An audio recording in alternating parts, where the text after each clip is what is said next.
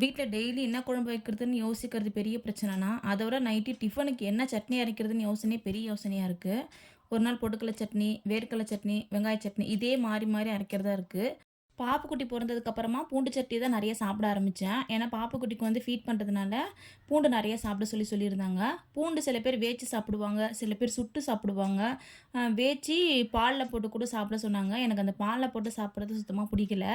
வேக வச்சு சாப்பிடுறதும் பெருசா பிடிக்கல. அதனால நான் வந்து பூண்டு சட்னி அரைச்சு அடிக்கடி சாப்பிடுவேன். நெறைய பூண்டு போட்டு சட்னி மாரி அரைச்சு தோசைக்கு, இட்லிக்குலாம் ரைஸ்க்கு கூட சில நேரத்தில பெசஞ்சு சாப்பிடுவேன். அது நல்லாயிருக்கும். எனக்கு பாப்புக்குட்டிக்கு ஃபீட் பண்றப்ப நெறைய பேர் பூண்டு சாப்பிடு, பூண்டு சாப்பிடு தான் சொல்லியிருந்தாங்க. ஆனா வந்து பூண்டு சாப்பிடணும். அது ஏதாவது ஒரு விதத்தில எடுத்துக்கிட்டா போதும் அப்படின்னு தான் நான் யோசிச்சேன். அதனால பூண்டு சட்னி தான் நெறைய வாட்டி செஞ்சு சாப்பிடுவேன். எனக்கு வேக வச்சு சாப்பிடுறது ஏதோ வாமிட் வர மாரியே இருந்தது. அதனால அத நான் ஒரு ஒரு வாட்டி 2 வாட்டி ட்ரை பண்ணேன். அதுக்கப்புறம் அந்த மாரி சாப்பிடுறதே விட்டுட்டேன். நான் என் ஸ்டைல்ல பூண்டு சட்னி எப்படி செய்வேன்னு சொல்லிட்டு சொல்றேன். வேணா ட்ரை பண்ணி பாருங்க. டேஸ்ட் வைஸ் ரொம்பவே சூப்பரா இருக்கும். இப்போ வந்து பூண்டு விலை கம்மியா இருக்கிறதுனால நெறைய பூண்டு போட்டு சாப்பிட ஆரம்பிச்சுட்டேன். ஃபர்ஸ்ட்டு வந்து ஒரு 5, 6 பல்லு போல பூண்டு நல்லா உரிச்சு எடுத்துக்கலாம். நெறைய பூண்டு போட்டுக்கோங்க. ஒரு 15 சின்ன வெங்காயம் எடுத்திருக்கேன். அதையும் தோல் உரிச்சு 2த்தையும் போட்டுக்கலாம். காரம் வந்து கொஞ்சம் அதிகமா போட்டா தான் நல்லாயிருக்கும். நான் ஒரு 4 மிளகா போட்டிருக்கேன். எங்க மிளகா வந்து காரம் ரொம்ப ஜாஸ்தி இருக்கும். நீங்க வந்து காரத்துக்கு ஏத்த மாரி போட்டுக்கோங்க. ஒரு 5, 6 மிளகா கூட போட்டுக்கோங்க.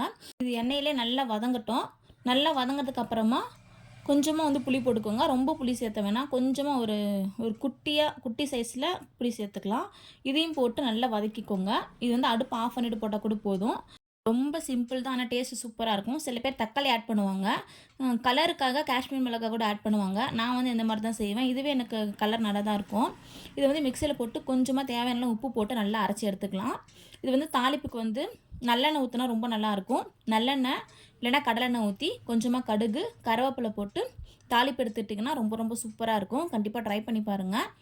பூண்டு சட்னி கெட்டு போகாது. 1 ஆர் 2 டேஸ் கூட வச்சு சாப்பிடலாம். நான் வந்து அதிகமா அரைச்சுக்கல. இப்போ நைட்டுக்கு தேவையானதுக்கு மட்டும் அரைச்சு வச்சிருக்கேன். நைட்டு டிஃபனுக்கு வந்து தோசை, சப்பாத்தி செய்ய போறேன். சரி அதுக்காக மட்டும் கொஞ்சமா அரைச்சுக்கிட்டேன். சப்பாத்தி, தோசை, இட்லி, ரைஸ்க்கு கூட ரொம்பவே நல்லாயிருக்கும். கண்டிப்பா ட்ரை பண்ணி பாருங்க. பூண்டு உடம்புக்கு ரொம்பவே நல்லது. ஆனா குழந்தைங்கலாம் வந்து பூண்டு விரும்பி சாப்பிட மாட்டாங்க. அவங்களுக்கெல்லாம் இந்த மாரி சட்னி பண்ணி குடுத்தீங்கன்னா, கண்டிப்பா விரும்பி சாப்பிடுவாங்க. நெக்ஸ்ட் வீடியோல பார்க்கலாம். பாய்.